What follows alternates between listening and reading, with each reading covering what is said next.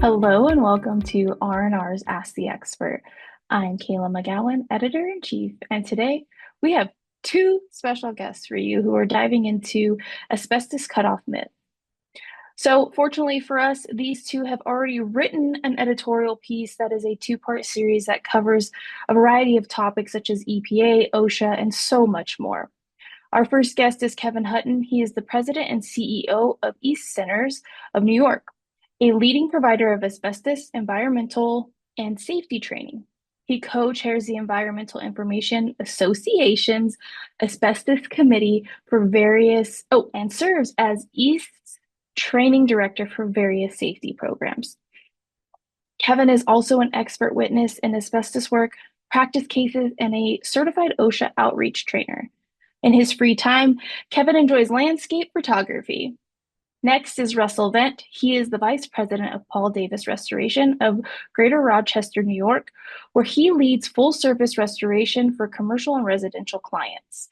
He holds multiple IICRC certifications, including Master Fire Restorer, and is a council-certified microbial remediation supervisor. Russell also serves as Vice President of the Professional Abatement Contractors of New York and is involved with the American Red Cross of Greater Rochester chapter. Please welcome Kevin and Russell. So, first and foremost, I think everybody wants to know what motivated you guys to put this piece together. Yeah, I'll start off with that. I think I'll speak from more recent experience. Kevin obviously, well, not obviously, sorry, Kevin, has more experience than I in the industry. I entered the restoration space about a decade ago, and I remember, trying to parse through the answers here. You'd hear a different date from every single person. You say, hey, you're just trying to find answers. You're in a newer industry and you're dealing with emergencies and you're dealing with these renovations and restoration projects. And every single person will give you a different answer. I was finding really early on. And as I progressed through in the industry and stayed with it and learned more, the more you learn, the more frustrated you got. Everyone would tell you, what date do you test for, right? What date is the cutoff date? What date do you have to test for asbestos? What date don't you have to do it? And it took so much effort, honestly, for me to find that real answer. And then after, we started in our office, doing asbestos abatement, and in the state it's legal, our own testing, you find those answers and you look back and you go, why was that so hard to find? Why was it such a difficult thing to find out that the truth is that there is no cutoff date for asbestos? And I remember just feeling so frustrated and being like, still to this date, as someone who knows this stuff myself, I still have no silver bullet place to go and find an answer or give someone an answer who is questioning the need, right? And so the motivation for me was I remembered how confusing it was and how murky the topic was. I remember everyone would give me a different date when I asked, hey, what date do I have to test for? And then just the sheer, number of people who are having a hand in these restoration projects, whether it's an adjuster or an agent or a hygienist or another restoration contractor, all thinking and saying something different. It just makes it so difficult for the person who's going through an emergency. And thinking back to our clients and the safety of our employees, I came to Kevin. Kevin and I have been talking about doing something like this for a while, and I just felt like it was such a huge need in this organization to have someone just list it out and tell us what the regulations say once and for all. And I hope this is what this can serve as a resource for those who, one, were in my position or are working to educate those in the industry. I don't know, Kevin, if you probably have a much more in-depth and more background and history behind it, but that's what pushed me was the sheer confusion that the whole organization or restoration industry seems to have around it, and not just restoration but construction in general. Yeah. So my background was construction management, specifically design, build, and real estate development. And I always thought this whole asbestos thing was just a scheme to take money off the budget of the project. And eventually I learned that, okay, the hazard that the employees are exposed to when we don't do a thorough job, where we think or don't think and go out and do some work, I've grown to be more altruistic, looking out for the employee because there was always a lot of assumptions made. Hey, this was built after X date, and therefore I don't have to do it. And then we later find out that what we just tore down had a high concentration of asbestos, and it was installed in 1994 or whatever it may be. So that's where I came from, and then as I got into the training industry and consulting industry, I realized, okay, I have a voice. I can go out and do it. So when Russ first came up with this idea, we've got to let more people know. Yes, we do, and we really do. And it's about the workers and the occupants, because asbestos is something that doesn't go away on its own. If we leave asbestos behind, that means our customers, when they move back into the house after this restoration, they have asbestos fibers around. If we didn't look for it in advance, it's going to be there for a long time and affect people way down the road. It's Yeah, I amazing how think that. much you Oh, find when go you ahead. start testing. Sorry, I'm saying it's amazing how much you find when you actually start testing, right? Like you turn the switch on and you start looking and you start ignoring the build by or whatever build by date you've heard, and you start testing. Well, go figure. You're finding a lot more, right? And that just it's an eye-opening thing. Like, what was I doing before, right? So, to what Kevin is saying, it's a danger. And then Yeah, and I would. conversely, Oh, sorry, Kay. no, go ahead. Conversely, if you don't look, hey, guess what? The insurance adjusters are happy because hey, we don't have that expense, and if we're not looking, it's not asbestos isn't something that's obvious. If we're not looking for it, we won't find it. But unfortunately, our lungs will find it someday, and that'll be a health issue down the road. So yes, we've got to look. The only way to find something is to look for it. I would definitely say in our space specifically, there's a lot of that. It's not just asbestos. And I think, when we're talking about the health of our employees and the safety of our employees and the occupants, right? That our goal is to ultimately take care of them. It's our due diligence to do everything we possibly can. If that means looking and testing, then we need to do it. And I think the other thing that really is eye-opening is that this is not just by state. Like this is a huge thing, like geographically, right? And I think, there's some major areas that have more buildings built before X date, or they're subject to that, right? Like here in Las Vegas, they just imploded, I believe it was the Tropicana. And it was amazing to see how many people were really close to that building when they imploded it. And they were talking about the concerns that they thought surrounded, whether it be asbestos, mold, and just all of the things that they were subject to, even lead possibly. And, you know, this type of information helps everybody else in this industry a lot better. And that's the one thing that I think is huge. And misconceptions and misunderstandings are another huge spot to Yeah. talk about, right? I think you guys kind of briefly touched on that. But, why do you think there's so many misunderstandings or misconceptions? And I think it kind of roots from, you ask Joe and you ask John and they have different answers. And then you go to Russ and then you go to Kevin and there might be a different answer. And I think maybe that's where it stems from. But what do you guys think about that? You know, I'll there's a lot to unpack on that one. So the beginning, you're absolutely right. I have had conversations with people, well, Russ, you're in New York. That's your problem, right? There's old buildings in every state. Let's just be clear. And this whole article is talking about why age doesn't matter, but there is an increased likelihood of the older you get and the older the infrastructure is. Let's be realistic here. But what you're talking about and what the article talks about is EPA and OSHA, right? And those are federal standards. Those are state. States can expand upon a federal requirement, but they can't reduce it, right? No state is okay to go below the federal minimum wage. Think about it like that. They can say, hey, you got to pay employees more, but they can't take away from it. And that's important. That's why, when we were talking about this article, there are plenty of state specific where they come out and say it very, very clearly, like, yes, you must, yes, you must. But to tackle it federally and across the United States, EPA and OSHA is where we had to start. EPA, NESHAP, and then OSHA. That's why the article, hovers around these. And what I hear all the time again is, well, that's not in my state, or we don't have that in the South, right? Or this is a newer building, or X, Y, and Z. And that was really another driving force, because hearing people say that was like, oh, dude, there's still a likelihood, right? And EPA and OSHA are federal standards that go across every state. So that was some more on the purpose and the why.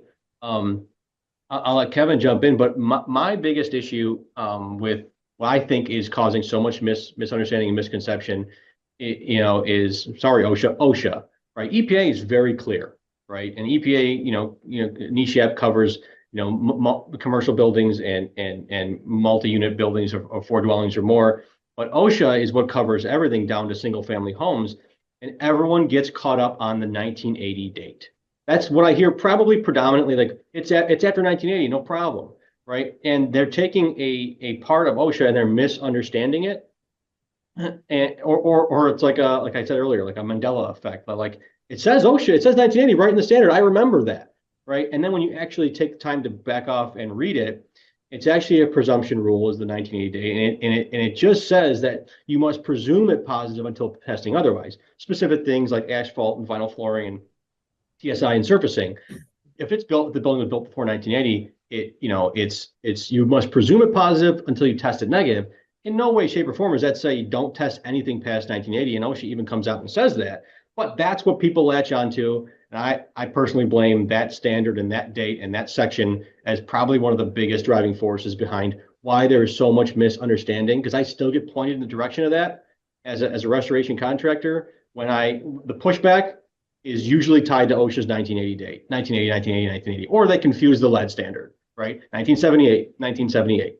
So that's what I will point to as probably the biggest issue in the misunderstanding and what's causing a lot of it. Kevin? So I would go kind of more towards a core of a fear level. I wish asbestos smelled like rotten eggs. And Yes. people would know about it. People would do something Yeah. about it. But because it is invisible to the naked eye, and the latency period is 10 to 40 years, meaning if I inhale it today and I'm exposed to it today, I won't know for another 10 to 40 years whether my life is affected by that. So I think those two things are huge that we don't, it's not that obvious.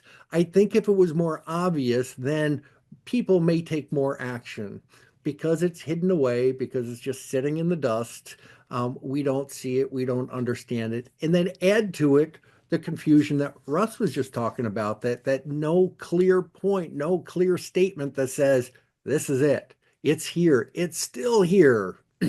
And there's organizations like the Asbestos Disease Awareness Organization that's standing on the roof shouting, hey, we got a problem here. But it's falling on deaf ears because we don't see it right now. And I think that's a big issue. That's so true, Kevin. And it's funny you mentioned that. The first thing that jumped into my mind is I'm a member of a couple Facebook groups, and one of them is an asbestos related one. And people are always popping in with pictures, like they're not in the industry, but they're adjacent to it, or they're doing a project. Hey, is this a picture? Is this asbestos?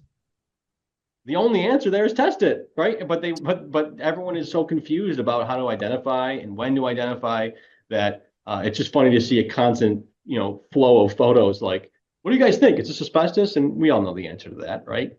Who knows, right? We don't know.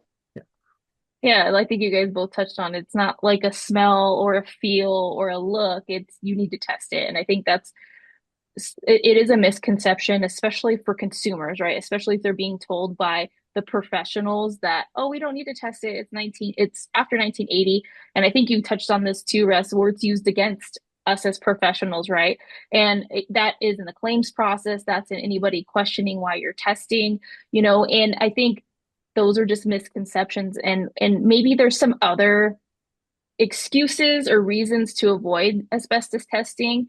Are there any? What are they? Is it the confusion? And how do those misconceptions impact everybody's safety? Well, I'll just start by saying the vast majority of people I've dealt with after educating myself became very easy, right? As a restorer, as someone who was coming into the industry and then learning about asbestos and then learning to do asbestos abatement, once you actually have real conversations with real people, which happens all the time for us, I have very little pushback, but it does take self-education. People want to say, oh, insurance companies are difficult about this. I don't believe that's true. I don't think you are taking the time to educate people the right way. So I don't want to lean on that, right? People are people, and people generally, I believe, want to do the right thing. And I've gotten that from all of our insurance partners for the most part. But how are you preparing to just explain to somebody that you got to understand you're trying to explain them something that they've always heard a certain way, or they've always been told a certain way, and right or wrong, you have to educate someone, and you got to put yourself in a teacher's role, and that's difficult for some people. So one of the things that we've done, I mean, the whole premise of the article, right? There is no build by date, there is no test date, there is no federal exemption from testing for asbestos, right? But now you're trying to explain to somebody who's always done it a certain way. One of the things that helped us is we built this just a quick document, and I would urge people listening to this podcast to go to the article and use the resources in that to do the same thing. I built a document just explaining ourselves, right? Here's what EPA says. Here's what OSHA says. Here's what our specific state says. Please understand that I need to do this for the safety of your occupants, or the people in your commercial facility, or your insureds, or my employees. I have to do this. And to be quite honest, you need to be ready to walk away from a job where you're not going to be able to do it. And that's tough, right? Not everyone wants to be in that position. And not here to tell people how to run their business, just hoping to shed light on a confusing topic, right? Overall. Well, I think this is a big reason. Cash, it Yeah. costs more money to do the work. So I've had real estate developers that say, Kevin, we hire a carpenter and we get cabinets. We hire an electrician, we get light fixtures. We hire you, we get nothing. We get nothing to see. And again, okay, that's true, but you have a safer environment and we're following the rules. So that's a difficult thing. It's the money part of it. We got to look at that. And that's what happens is some people are putting dollars over health and dollars over their own employees. And unfortunately, that's one of the things that happens. But I'm going to go with Russ on this, as I think most people want to do the right thing when they become aware of it. And that's where this article really came in, is we want more people to be aware. I think Yeah. you guys both touched on some really important parts. One, we have to take the time to educate. We also have to think about this in a bigger picture. We as restoration professionals have these types of resources. When we're working with people outside of our industry, they may not have those resources. So just taking that 5 minutes to pull something up like this and share the link, but also walk them through it and say, hey, X, Y, and Z, and then they can ask you questions. And we don't always know all the answers, but that's okay. I think if you take the time to help them understand, it makes a world of difference. I think you said it best, Russ. You're not telling people how to run their business, but this document is there to help answer a lot of questions that seemed like they were unanswered or very hard to find the answers, right? They're hidden. You've got to use the right keywords in searching. I mean, let's be real, and it's important. And money does have a lot to do with it. And I think to Mhm. touch on what you said, Kevin, money is a huge thing, but you don't see anything now, but you could see something in 20, 40 years. And if you don't, that means that you've done your job. And I think that's one of those things is, unfortunately, in the world we live in, instant gratification is expectation, and stuff like health isn't always instant. And I think that that's one of the most important things as well in everything that we do. And this piece in particular, it dives into regulations, it dives into, misunderstandings and misinformations to make it solidified in your mind on the actions you should take. So, this brings me to another question. What responsibilities do contractors, restorers have under the OSHA and EPA regulations, right? I think some people may not understand, like you said, Russ, you touched on, they do have regulations, but then there's stuff state as well. It's never going to be lesser than federal, but how do they understand the responsibilities and take them on. I think that's another thing too, because we know that people are interpreting. I think that's what we've determined through all of this interpretation. Right. So, what responsibility, you're asking what responsibilities do contractors have Yeah. in this role, or restoration contractors, or any contractor? I mean, ultimately, OSHA, you got to look at big picture, right? OSHA cares about employee safety. And um, I don't know that I didn't know any better is ever an answer for OSHA when it comes to employee safety, right? And uh, understanding that just because OSHA, OSHA in the standard doesn't give a build by date, um, and they talk about the presumption rule, that doesn't absolve you just because they don't give you an actual date to use. That's people aren't looking at it as there is no date. They're just saying, oh, we didn't get it, we don't know the date, or we're going to use this date. And I think that's a really dangerous thing because, as you guys are both talking about latency period, and everything's going to come back to the person putting these employees in a position, or in a position that might be hazardous. And I mean, Kevin, you can jump in on this, but I don't think they're ever going to sign with the employer in a situation like that, especially when, especially if you're someone who deals with asbestos already. Like, you can't plead ignorance at that point. Not only do you need to have a respiratory program, you have to understand the OSHA general duty clause, which is just overall to keep them safe. And you can't just plead ignorance. Oh, I didn't read that section. Does not fly with OSHA, or I misinterpreted it. That they're not gonna appreciate that or recognize that as a viable excuse. Um, so I think you have to just, and then morally, what are you what are you doing to people that work for you, or people that don't, that you're trying to help through an already disastrous situation. And then over to EPA, EPA is very clear. EPA is very, very clear. They just come out and say it. Any sort of issue on something that falls under NESHAP must be tested prior to any renovation or demolition type project. It couldn't be any more clear for those projects. And then you're left with OSHA, as far as I'm concerned. And you better do what's safe for the employee, because that's what they care about. That's So just kind of a high level stuff. Yeah. an important thing about OSHA is every one of us who has employees is required by the OSHA law to have a poster about employees' rights and employer responsibility. I challenge everyone to go read the first two statements on that poster. Number one says the employer must provide an employee with a safe and healthful workplace free of recognized hazards. That's number one, free from recognized hazard. Number two is follow the OSHA standard. So what we should always be doing is erring on the side of safety. So if we do find something that we believe is unclear in an OSHA standard, is it safe? And is asbestos a recognized hazard?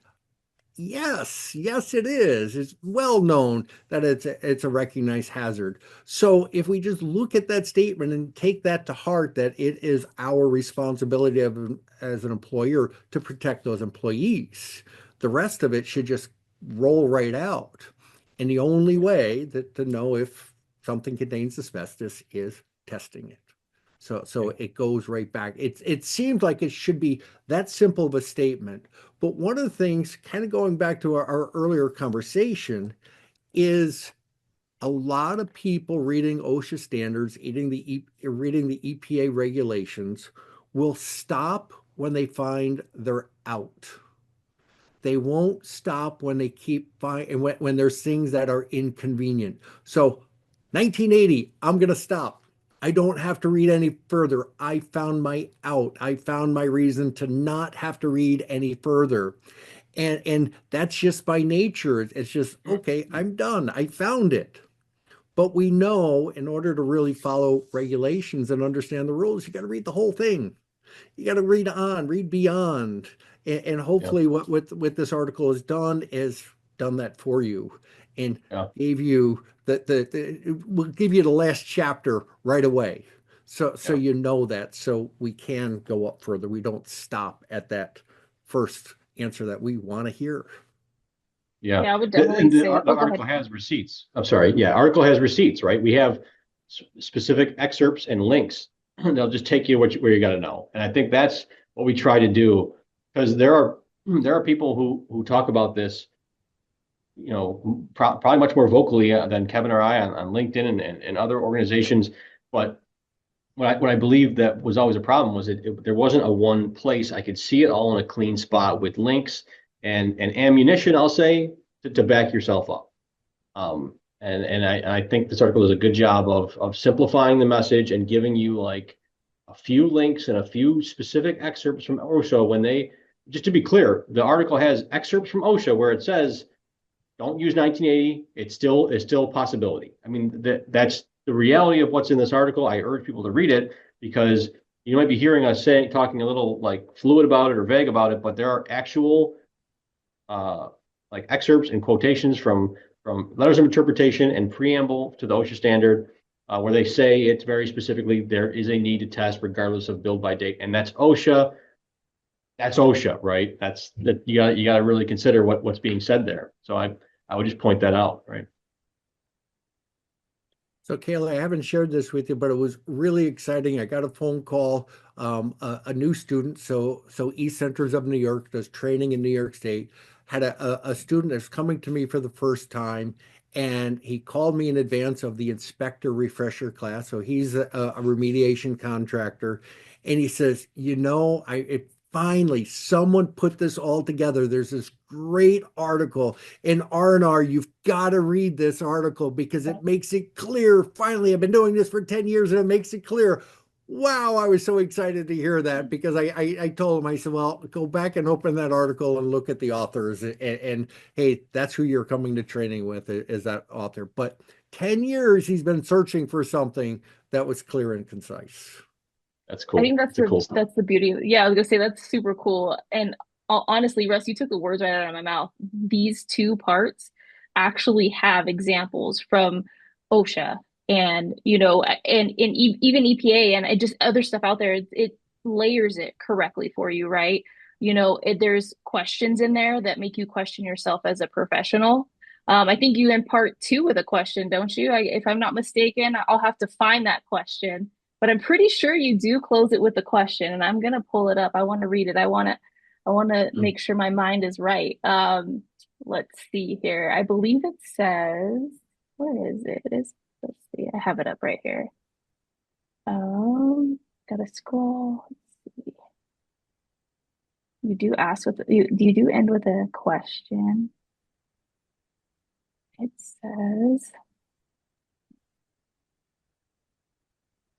with this information, how will you move forward to protect yourselves and your employees, but also the public? So you're challenging us to be better, which I thought was really cool because a lot of times we do have resources like this and sometimes it's there, but we don't challenge ourselves as professionals necessarily. And I think that's really important. And one thing I would say from my lens is challenge yourself to be better when you have resources like this, right? Look beyond the dates, look beyond what you've done for 20 years. And I think that's one of the most important things, right? Kevin, you just talked about that student that has been in this industry for so long and the dots finally connected. And little did he know he was actually going to go sit in a course. And I think even if we touch one person out of something like this, we've done our job. And I think you guys did a really good job on this. And it's so cool to see it go full circle. I think, Russ, you have a similar story of a cousin franchise that actually reached out to you as well and just wanted to talk about it, right? I think that's the Yeah. beautiful thing about this.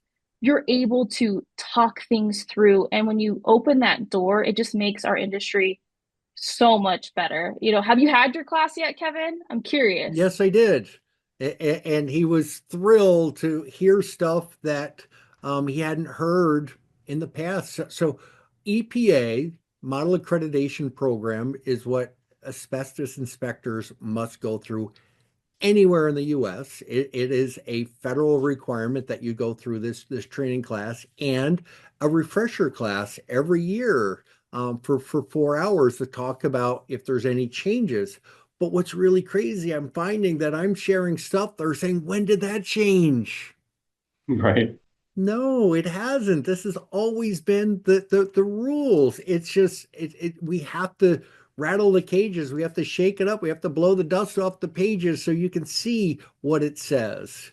And I have to admit, there's still days where I open, and this is what I do for a living. I do consulting and expert witness work. I'm reading regulations and I'm saying, oh my gosh, it says this. I've been reading this for 15 years and oops, it says this statement in here. And so we can't blame anyone for not having all the information. It's just how do we extract it? How do we get it into one place?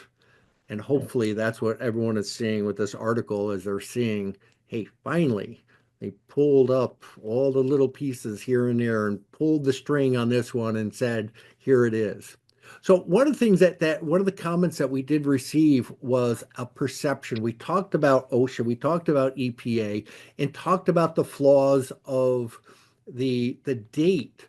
But we also discovered, and I don't think we really well defined it very well, and I don't think it's that necessary, but people would see quantities. Oh, if it is less than this amount.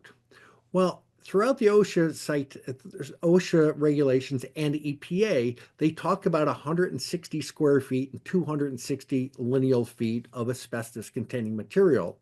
That's just a criteria for different work practices or different requirements for notification. It by no means implies that if you have less than those quantities, you don't have to look. There's another set of quantities in the OSHA standard of 10 square feet and 25 lineal feet. Well, that just happens to be what we typically call a minor project. And they assume, okay, if it's minor, it's insignificant, it doesn't matter, people don't need to be trained, I don't need to be tested. That's also dead wrong. Any quantity of asbestos containing materials must be managed by properly trained people. There is no date, there is no size. It has to be managed. Now, here And in New I'll, York, they've even gone one step further. Here in New York, we've got some rules that are well above and beyond what EPA and OSHA says. And at a conference we held a while ago, the engineering services unit manager, the person who wrote these regulations, says putting a thumbtack in a wall is an asbestos project because putting a thumbtack through gypsum wallboard or joint compound that contains asbestos can disturb asbestos fibers. Therefore, it's a project. Who would have known? Who would have thought something that simple? But that's New York State's extreme, yet there is no clarification in OSHA or EPA that says if it's only a thumbtack in a wall. So that's really true. It's just New York State's willing to put it in writing, but it's yeah. true anywhere. Any disturbance of asbestos can be problematic. Yeah, and then just piggybacking on that, Kevin, is OSHA talks to us about if it's not an asbestos project, still having to know and identify if it's less than 1% asbestos containing material content, right? And there is guidance in the OSHA standard saying you must use these engineering controls and these practices dealing with asbestos, something that's not actually considered asbestos containing material and not triggering OSHA's asbestos regulation, but still having to be dealt with in a certain way. The only way you find out if something is less than 1% asbestos is to test it. So how are you expecting to be compliant with that section if you're not testing everything you're touching as well? And I think also in the article they'll go through some information about what you should be testing. I remember early on I was like, you got to test that, you got to test this, what this. So it's also important to remember that if it's not basically raw material, that you're probably going to test it before you disturb it. Yeah, so what I think it's important is for people to understand why we put asbestos into products. It wasn't just to create this problem 50 years down the road. So asbestos is a great product in itself, is a great insulator. Heat does not travel through an asbestos fiber. So We use it in pipe insulation, boiler insulation, tank insulation. That's one I think that's well understood for people that this is where asbestos was used.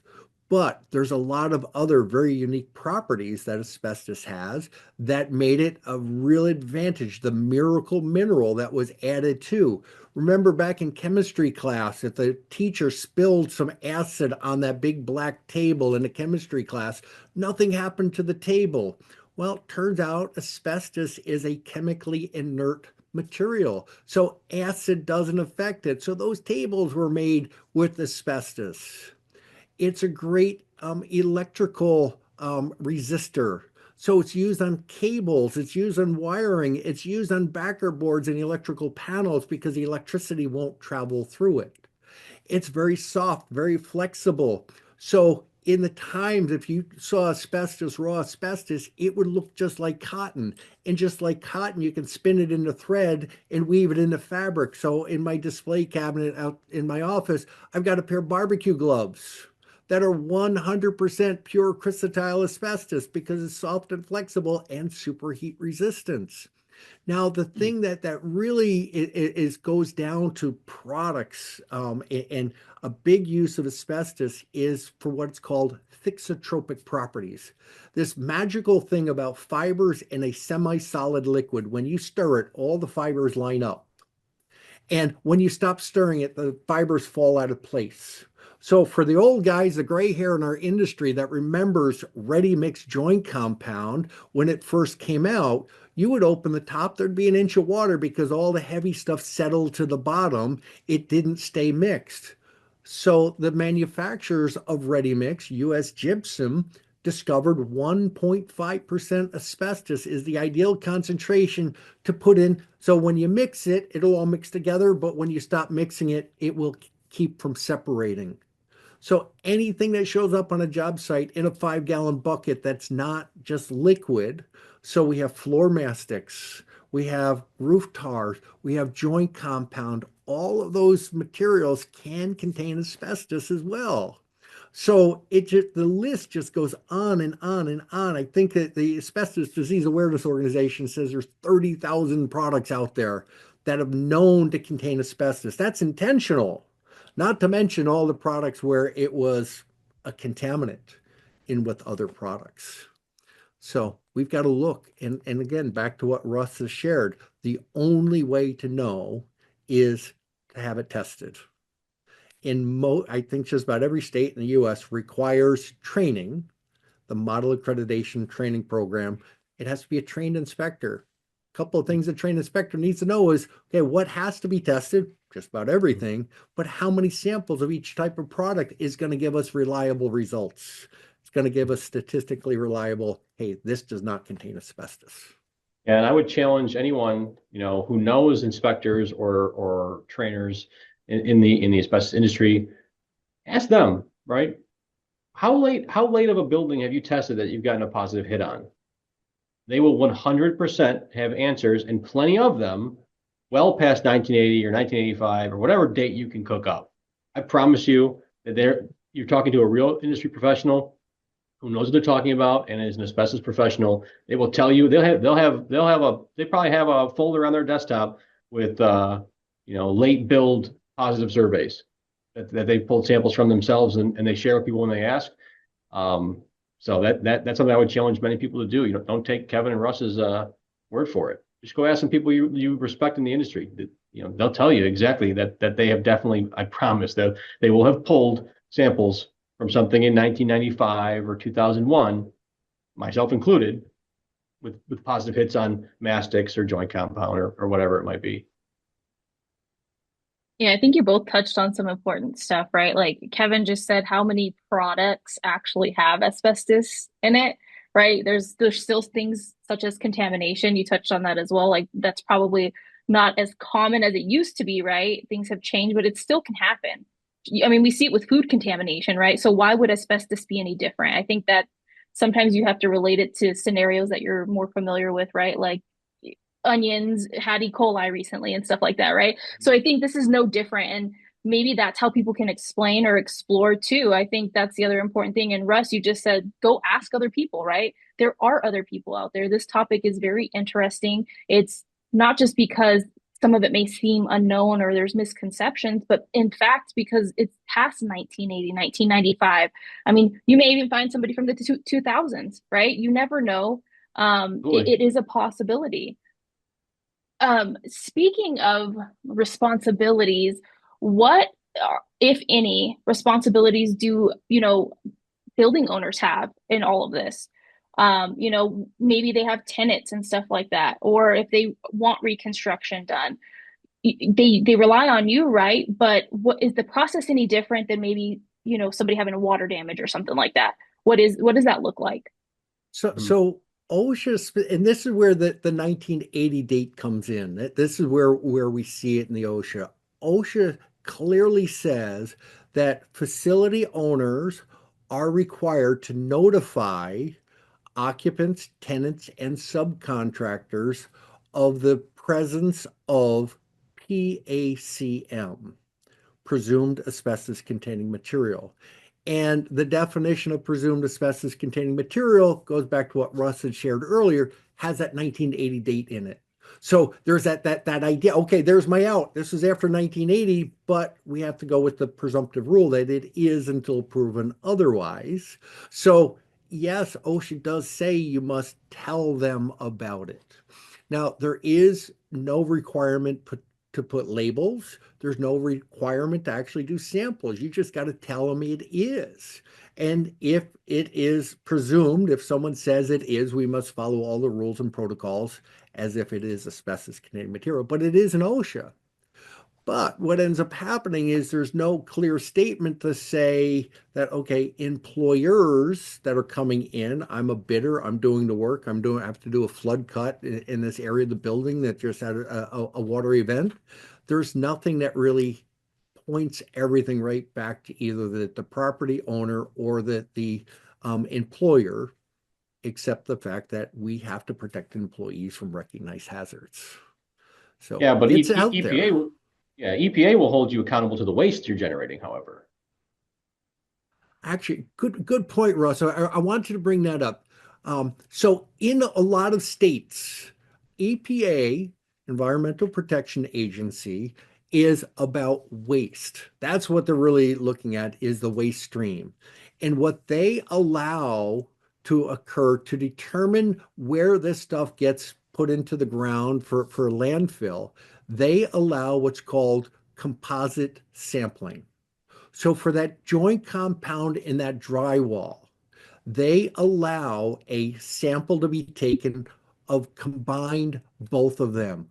We all know how thick and heavy gypsum wallboard is.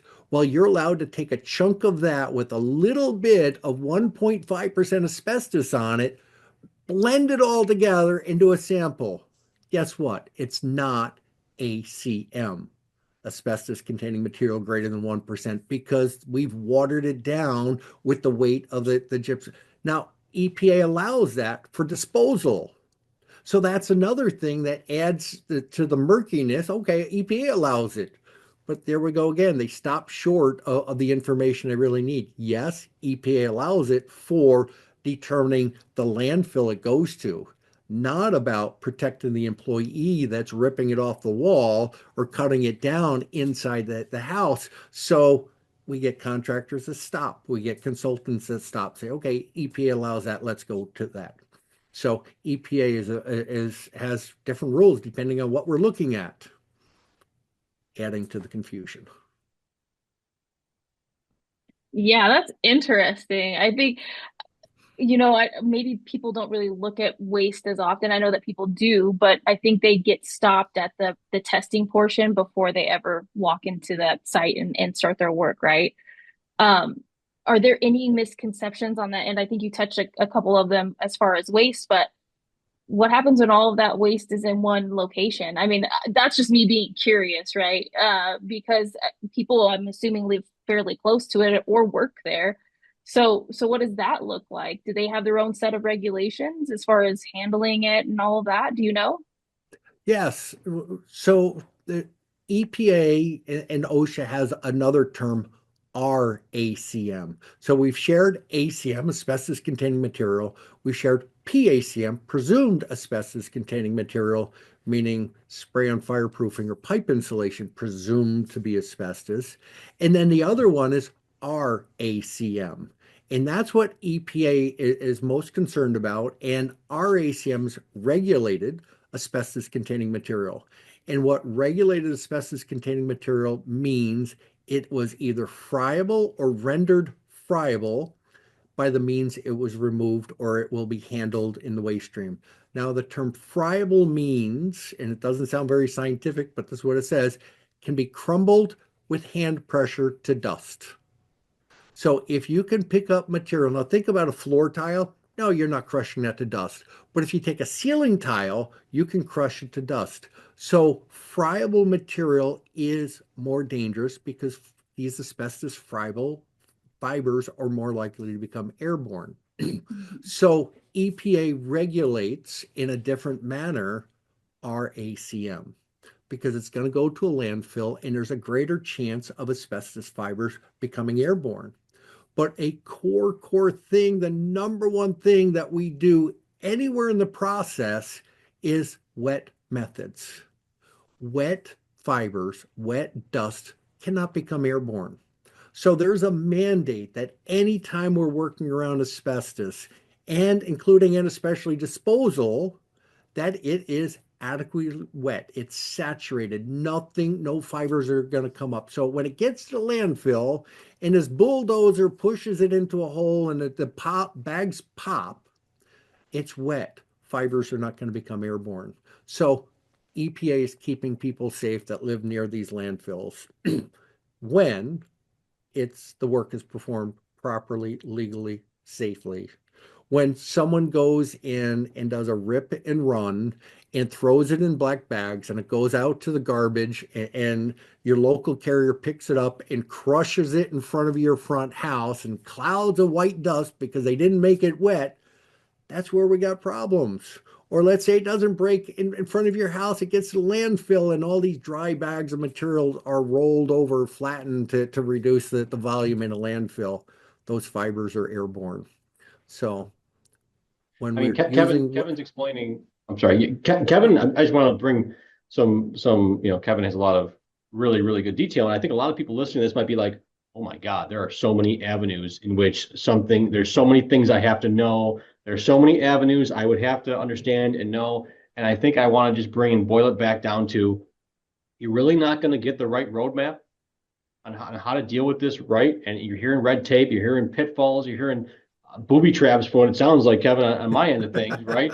And you're thinking the only way to get this done right is first identify it so you can treat it right, right? Like the standards say test every time, so do it right and then ask for guidance on all this stuff. I mean, we're going down these rabbit holes for sure, which is awesome content, but you're not going to be able to do and follow the rules if you're not identifying the hazard first, and that is the most important thing. So when we're talking about RACM and presumed PACM and all this stuff, like it all boils back to the fact that, are you identifying the hazard in compliance with these standards, or are you using an arbitrary rule that someone just told you, right? And I think it's just a good contrast from how deep Kevin was just getting to the simplicity of just test for it, keep your people safe, right?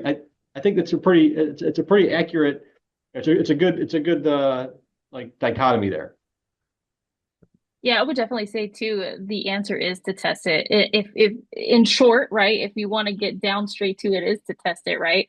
I think that's a method across a ton of different industries and ours for certain contaminants or, whatever we're looking for.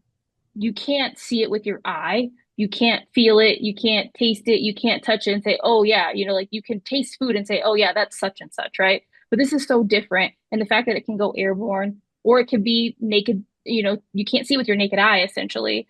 The only way to find out is to test it. And when you get to waste and all of that, you'll already know what you're working with by that point because you've already tested it. And I think that's the other thing too. You can avoid hidden dangers essentially if you take that time to use resources like this article and regulations out there, especially your state. I think that's another important thing too. Your state may have specific regulations, just like New York. I know you guys said New York's a little bit more strict, but it's a good thing, right? You have a ton of people in your area. You have a lot of older buildings. You have newer buildings. You have a great mixture. And what better way to keep your residents and even your staff safe?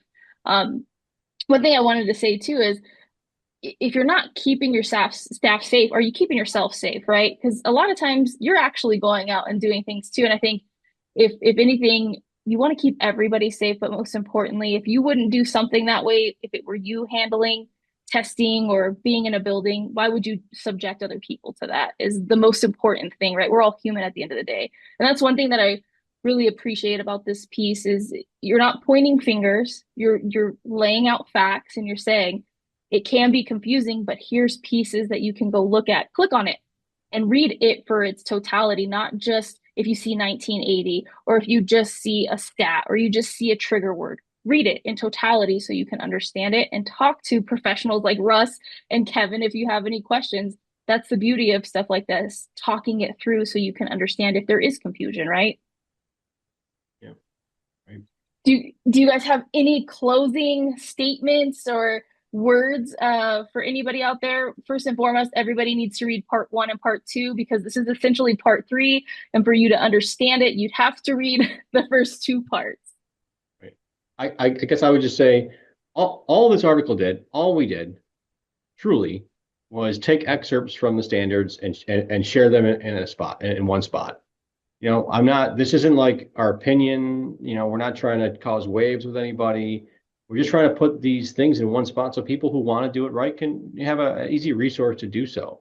And the reality is asbestos is disturbed every day across the country by contractors doing work. And we're just trying to share this for those who really want to try and do things right and keep people safe and follow the rules. And if you're listening to us talk and for some reason you're saying that doesn't apply to me, don't take our word for it. Maybe read the article, but talk to somebody in your area. Talk to someone like Kevin, right, who's a trainer in your area, who's special or a consultant. Pick their brain. Again, all we've done is compile it for you for those who might want to use it. And it's just the standards, just like we deal with the IICRC, right? And their standards and different standards across the industry. All we do is put it together, and I just hope it makes a murky topic just a little more clear to those who are just trying to do the right thing.